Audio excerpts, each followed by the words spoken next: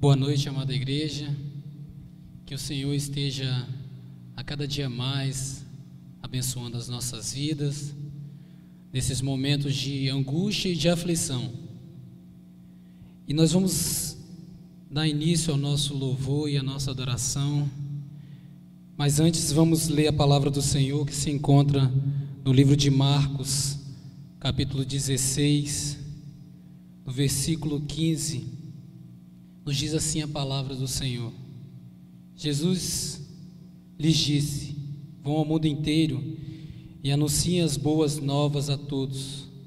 Ainda seguindo na palavra do Senhor nos diz: quem crê e for batizado será salvo, mas quem se recusar a crer será condenado. Os seguintes sinais acompanharão aqueles que crerem em meu nome: expulsarão demônios, falarão em línguas, pegarão em serpentes sem correr perigo, sem beber algum venenoso. Não lhe farás mal, e colocarão as mãos sobre os enfermos e eles serão curados. Que possamos anunciar a palavra do Senhor nestes momentos de aflição, àqueles que ainda não conhecem o seu amor, porque nós sabemos que tudo é dele e para ele. E nós vamos louvar ao Senhor com o nosso hino do nosso inário, hino de número 282, que tem como título A Grande Comissão. Disse Jesus: ide por todo o mundo e pregai o eterno dom. Vamos louvar ao Senhor.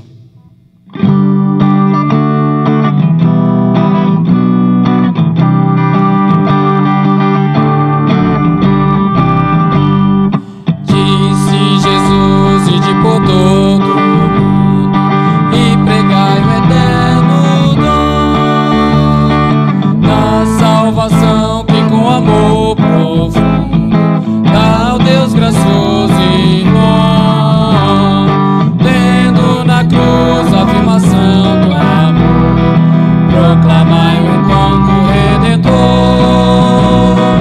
Ó, conquistai almas perdidas, buscai o pecador enfermo quase moribundo. Vamos, irmãos, levar essa luz ao mundo inteiro. Vamos, irmãos, cantar que esse dom é verdadeiro.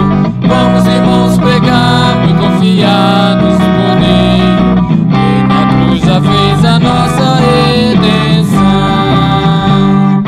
Todos marchemos esse grande empenho de pregar a salvação,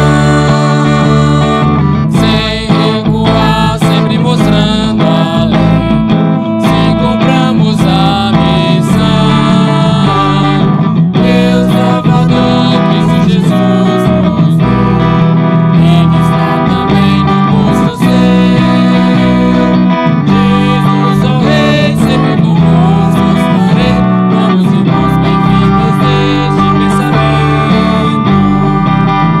Vamos, irmãos, levar essa luz ao mundo inteiro. Vamos, irmãos, cantar que esse dom é verdadeiro. Vamos, irmãos, pregar confiados no Cordeiro, que na cruz já fez a nossa redenção. Firmes levemos a mensagem santa, o Evangelho de Jesus. Esta mensagem divinal que encanta, expandindo graça e luz, cheia de bênção do glorioso Deus, reconhece os escolhidos seus. Cheia de amor, vem revelar o favor da compaixão de Deus e dar-nos graça santa. Vamos, irmãos, levar essa luz ao mundo inteiro. Vamos, irmãos, contar que esse dom é verdadeiro.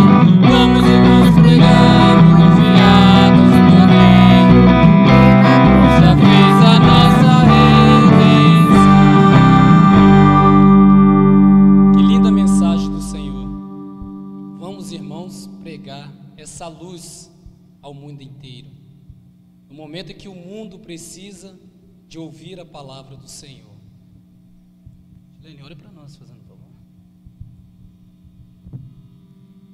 Deus, nós te pedimos que o Senhor nos abençoe, nos capacite cada dia mais, para que nós possamos estar cumprindo, ó Deus, aquilo que o Senhor ordenou a nós, de estarmos indo e pregando a tua mensagem, Pai. Que o Senhor abençoe cada um de nós, nos dê ânimo, nos dê força, nos dê disposição e esta capacidade, ó Deus, para estarmos falando do Senhor, Pai, para que todos possam conhecer o Senhor, saber do teu amor, da tua bondade, e que o Senhor esteja abençoando a cada um de nós, Pai, em nome de Jesus, amém. Amém, Senhor. Grandes são as tuas obras, ó Rei das nações. Quem não temerá?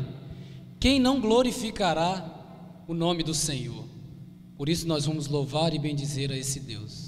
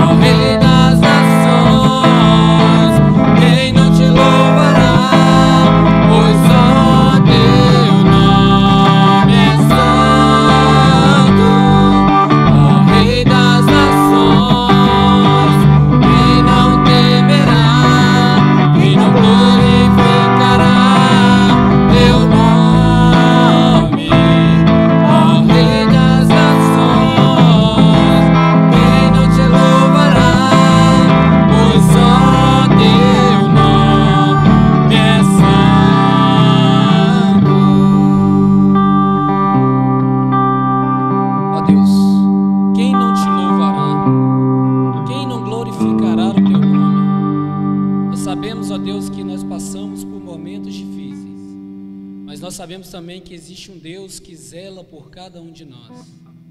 O grande Rei das nações somente é o Senhor. Glórias e glórias ao teu santo nome.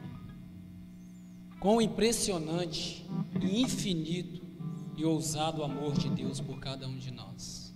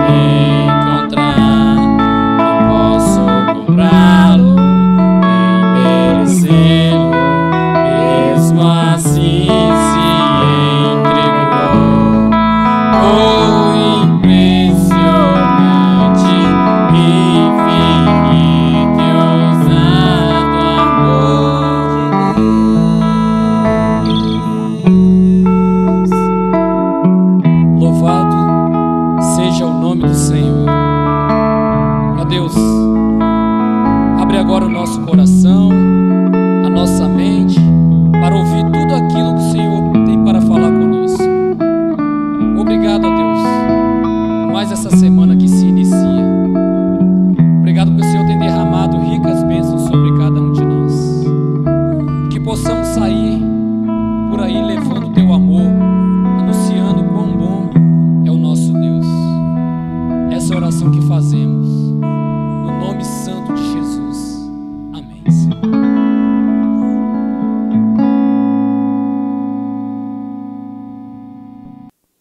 O impressionante, infinito, ousado amor de Deus, que, como na figura do pastor que deixa as 99 ovelhas no aprisco e parte atrás daquela única que se perdeu, daquela que está perdida, assim é o nosso Deus para conosco.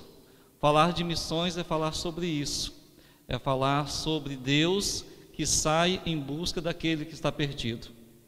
E hoje nós não somos mais aquela 100ª ovelha que estava perdida. Talvez alguns de nós que de repente estão assistindo a essa mensagem nesse momento possam estar nessa situação, mas muitos de nós fazemos parte lá das 99 que já foram alcançadas, que estão ali no aprisco, que estão recebendo os cuidados de Deus. E é essa reflexão que nós trazemos aqui nessa noite, sobre esse efeito de missão nas nossas vidas. Então, a você que está acessando essa mensagem nesse momento, graça e paz, que Deus abençoe ricamente a sua vida. Receba um abraço fraterno em nome do Senhor Jesus, dessa igreja, a você e aos seus familiares, e tenha certeza, esse momento de incerteza, de angústia, gerado por toda a questão da pandemia, vai passar. E logo nós estaremos juntos, celebrando para a honra e glória do nosso Deus. Então, para falarmos aqui sobre a mensagem de Deus esta noite, nosso texto base está no Evangelho de Lucas, capítulo 24, versículos de 46 a 48. E nos diz assim a palavra do Senhor. Ele lhes disse: assim está escrito que o Cristo havia de padecer e ressuscitar entre os mortos no 3º dia, e que seu nome se pregasse, e que em seu nome se pregasse arrependimento para a remissão de pecados a todas as nações, começando em Jerusalém. Vós sois testemunhas destas coisas. Esse texto, esse momento da história de Jesus aqui, é após a sua ressurreição. Ele está aí à beira de ser levado aos céus, de voltar para o Pai, mas ele ainda está deixando conselhos para a igreja, está deixando orientações para a igreja que seguirá aí o anúncio da palavra trazida por ele. Uma das questões que nós falamos sobre missões, e missões é um tema muito caro, é um tema muito forte para nós, valorizado por nós. Nós falamos de missões no sentido de anunciar o Evangelho de Jesus. Mas a grande questão que se levanta, ou pelo menos uma das grandes questões que se levanta, é que Evangelho está sendo levado. Porque aí surge aquela pergunta, mas espera aí, existe mais de um Evangelho? E se nós olharmos para o anúncio, se nós olharmos para os diversos anúncios que diversas pessoas ou denominações fazem, às vezes parece ter mais de um Evangelho, mas não tem. Então nós vamos refletir hoje sobre a missão e a integridade do Evangelho. A missão e a integridade do Evangelho. O que realmente se espera que seja anunciado quando saímos em missão em nome de Jesus. E a integridade do Evangelho quer indicar que nele não há ruptura, nele não há quebra, ele não está dividido, mas ele tem uma mensagem vívida, uma mensagem clara, como nós vimos aqui no texto de Lucas que nós acabamos de ouvir, que em nome dele se pregasse o arrependimento e a remissão de pecados, ou seja, nós anunciamos que Jesus veio e cumpriu com inteireza, com integridade, o seu papel na grande comissão, na grande missão de Deus. Porque um dos conceitos de missões que muitas vezes nós meio que esquecemos ou nos empolgamos, ou às vezes deixamos de lado, é que a missão ela não é nossa, Nós não somos proprietários da missão, mas a missão, ela é do próprio Pai. O próprio Deus sai em missão, a exemplo do pastor que nós citamos aí no comecinho, que deixa os 99 no aprisco. Então é o pastor que vai de encontro, e este é o nosso Deus. A percepção errada, muitas vezes, desse conceito de missão, desse sentido real da missão, nos leva a gerar frutos que não deveriam ser gerados.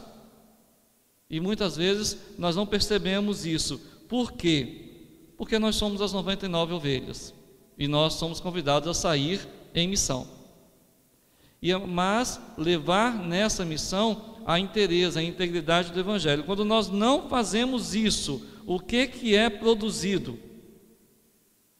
Uma das questões produzidas, e que nós algumas vezes percebemos, são cultos sem alma, cultos sem essência, porque o básico não foi pregado, o básico não foi anunciado, fica aquela coisa supérflua, aquela situação supérflua.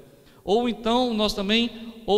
simultaneamente, nós também acabamos levando uma lei sem amor, aonde o amor do Pai que sai em missão em busca daquele que está perdido parece ser substituído por um conjunto de normas, um conjunto de regras. Você tem que fazer isso, você tem que fazer aquilo, você tem que cumprir isso, você tem que cumprir aquilo. E é óbvio que a vida cristã traz as suas implicações, traz os deveres que o cristão tem que ser cumprido, mas a vida cristã é sobretudo o amor.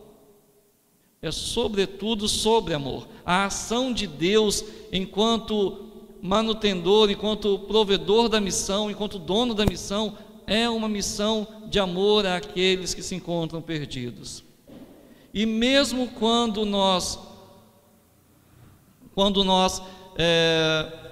externamos gestos aparentemente espirituais, aparentemente de amor, aparentemente de entendimento desses conceitos, como por exemplo a questão da oração, a questão das missões, a questão das esmolas, a questão do auxílio em si, mesmo quando nós externamos essas ações, se as nossas ações não forem baseadas no verdadeiro Evangelho, no Evangelho que Cristo trouxe para nós nos assemelhamos, sabe o quê? Àquele fariseu lá da parábola que Jesus conta, do fariseu e do publicano, retratado em Lucas 18, de 9 a 14, aonde Jesus conta uma parábola envolvendo dois homens, aonde os dois sobem ao templo ao mesmo tempo, só que o fariseu ele bate no peito, dizendo que ele cumpre toda a lei de Moisés, que ele dá esmolas, que ele faz toda a lei cerimonial é cumprida por ele, enquanto que o publicano bate no peito, dizendo: Senhor, Senhor, tem misericórdia de mim, porque sou pecador. Algumas vezes nós acabamos identificando muito mais com o fariseu do que com o publicano, porque esquecemos da essência da missão, que é o amor de Deus. E o Evangelho anunciado na missão, ela mexe diretamente com nossas questões motivacionais, ou seja, o Evangelho se interessa não apenas no que nós fazemos, mas ele se interessa também, ele alcança também o como nós fazemos. Não é o que apenas, mas o como, o porquê, quais são as nossas motivações ao falar do Evangelho. E falando de missões, nós não estamos falando do anúncio do Evangelho nessa forma de missões apenas lá no estrangeiro, apenas em regiões isoladas do país. Não, nós estamos falando daqui, do nosso bairro, nós estamos falando daí, da sua família, nós estamos falando da sua circunvizinhança, as pessoas que ali estão ao seu redor. Então o desenvolvimento de valores que resultarão no sucesso da missão, ela começa nas nossas casas, nas nossas famílias, nas pessoas, nos mais próximos a nós. E o Evangelho, como ele lida com essas questões motivacionais, ou seja, ele alcança o como nós fazemos, o porquê nós fazemos. Vamos pensar aqui algumas motivações profundamente equivocadas, erradas, que levam as pessoas muitas vezes a aparente desenvolvimento de anúncio, a aparente desenvolvimento de missões. Uma motivação extremamente errada, a autopromoção. É quando a pessoa quer fazer simplesmente para mostrar que sabe fazer. E aí, nessa esteira, vamos de anúncios na rua, pregações em púlpitos, nós vamos para a escola bíblica dominical, nós vamos até mesmo para alguns discursos inflamados que nós vemos por aí, mas que não são respaldados no desejo genuíno no anúncio do Evangelho, não são respaldados no desejo de cumprir a missão que o Pai confia que nós continuemos aí com seu apoio, com a sua manutenção em nossas vidas. Não é, muitas vezes é voltado para que as pessoas olhem para nós e digam: nossa, como ele sabe falar, nossa, como ele entende do Evangelho. Então essa autopromoção muitas vezes é uma cilada na qual muitos caem. Uma outra questão também, uma falsa motivação, uma motivação errada para o desenvolvimento de missões, sejam elas locais ou extralocais, é a questão da resolução de conflitos. Às vezes eu estou em conflito, de repente, ou com a minha família, estou em conflito com a minha igreja, estou em conflito com o meu pastor, estou em conflito com alguma outra liderança, e aí o que eu faço? Não, eu vou fazer missões. Eu vou fazer missões, porque em missões eu pego, eu vou, eu anuncio, eu não tenho que estar submetido à autoridade, eu não tenho que estar dando satisfação a ninguém, eu não tenho que lidar com fulano, lidar com Beltrano, eu não tenho nem que conviver com aquele irmãozinho chato lá da igreja, eu vou. Então, se a motivação também é essa fuga, essa falsa resolução de conflitos, é uma motivação profundamente equivocada e poderá gerar aqueles frutos que nós citamos anteriormente aqui, que já foram citados anteriormente aqui, que é a questão do culto sem alma, da lei sem amor, das obras vazias. Então é preciso ter cuidado com essa motivação. Uma outra motivação, e que acho interessante essa questão dessa motivação citada aqui, foi que me lembrou uma história que aconteceu comigo na faculdade. É a questão da busca de emprego. Um dia, um colega meu de faculdade, talvez ele esteja sendo alcançado aí por essa mensagem, nunca se sabe, por isso não vou citar o nome dele aqui, mas esse meu colega de faculdade, até aquele momento, até o que me constava, ateu, não acreditava na existência de Deus, ele olhou para mim ali durante o intervalo de aula e falou bem assim: Valdecir, vamos montar uma igreja. Eu olhei para ele e falei: sério, você está me propondo isso? Tá, desenvolve aí, como é que vamos montar uma igreja? Nós vamos fazer o seguinte: você, Valdecir, você vai ficar responsável ali pela questão do sermão, do ensino, visita aos irmãos, aquela coisa toda, e eu cuido da parte administrativa e contábil. Então, você não vai ter que se preocupar com isso. Você faz apenas a parte administrativa. Aliás, você faz a parte de pregações, de sermões ali, e eu cuido da parte administrativa. Aí eu olhei para aquele meu colega de faculdade e falei: olha, eu até me sentiria bem tentado a aceitar a sua proposta, se houvesse alguma forma de procuração que nós pudéssemos apresentar lá diante do concílio eterno, lá diante do próprio Deus, e dizer assim: olha, Deus, ele assumiu a responsabilidade por isso aí, tá? Eu não tenho nada a ver com isso, não. Mas não tem essa procuração. Então, quem busca desenvolver missões, seja locais ou regionais, seja no seu bairro, seja na sua região, no seu país ou fora dele, quem busca desenvolver missões esperando algum tipo de retorno financeiro, aí é que está com a motivação completamente errada mesmo, porque a missão de Deus não é essa, mas a missão de Deus é de busca. Então precisamos tomar cuidado com essas motivações. E como nós tomamos cuidado com essas motivações? Buscando a motivação correta. Buscando a motivação correta. E o que nós podemos ter como motivação correta é a glória de Deus.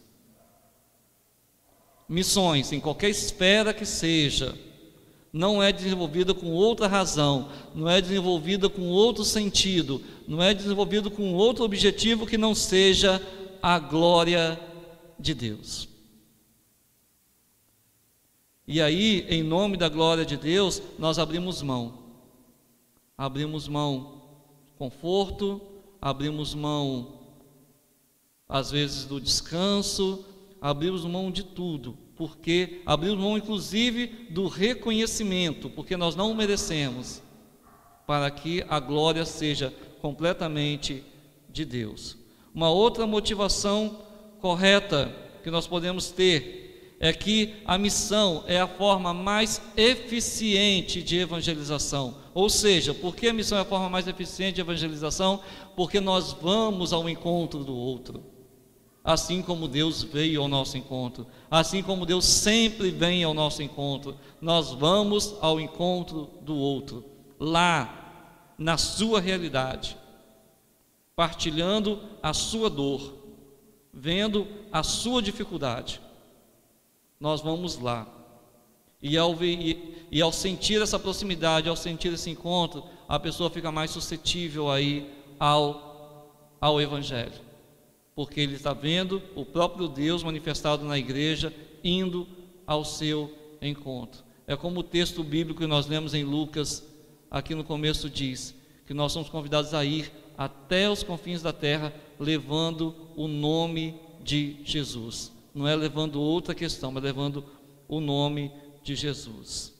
E também uma terceira motivação que é perfeitamente válida e aplicável no desenvolvimento do anúncio do Evangelho, num contexto de missão, para que a cidade seja impactada pela presença da igreja, que é, em última instância, em primeira instância, é a presença do próprio Deus naquela localização. A igreja é convidada a ser presença de Deus na localidade onde ela está inserida, onde ela está anunciando o Evangelho. E aí, sendo presença de Deus, aonde há luz, não há permanência de trevas. Então a igreja tem essa missão de ser luz. A igreja então não pode perder esse foco missiológico de que a missão ela é do Pai e que a igreja ela é esse instrumento de luz para as pessoas que serão alcançadas. E uma outra questão também que é bacana nós abordarmos aqui quando falamos de missões é a questão, e é uma motivação muito forte também, é aquela questão da paixão interna. Paixão interna. Sabe, quando ali também nos momentos de despedida de Jesus aqui, aonde após sua ressurreição, ele está tendo seus últimos contatos ali com os discípulos, ele encontra os discípulos no caminho de Emaús. No caminho de Emaús, 2 discípulos que estavam indo para Emaús, tristes com o que havia acontecido, eles acabaram de ver Jesus sendo morto. E aí, durante toda a caminhada, Jesus conversa com eles, não reconheceram Jesus naquele momento, mas depois, quando Jesus foi embora, se ausentou deles naquele momento, antes de eles voltarem para Jerusalém, um deles comenta: você por acaso não sentia como ardia em nós, o fogo que ardia em nós, quando ele falava?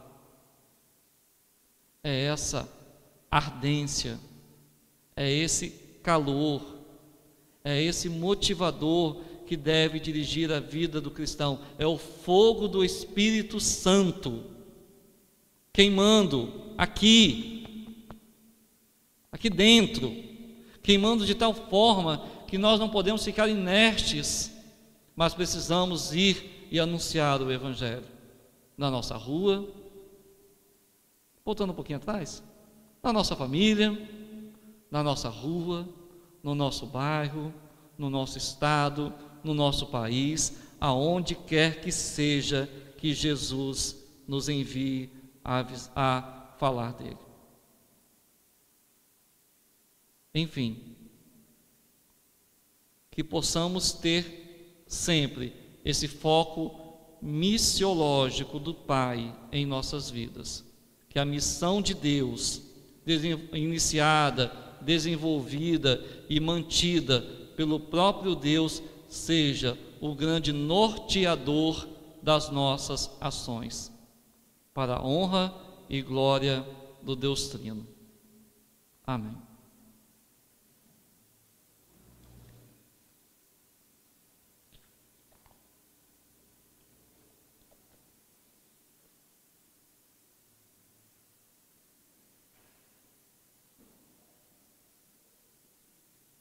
Irmãos, recebei a bênção, que a graça de nosso Senhor e Salvador Jesus Cristo, o amor de Deus Pai, a doce comunhão do Espírito Santo, sejam e estejam sobre todos nós e sobre toda a Igreja de Deus espalhada sobre a face da terra.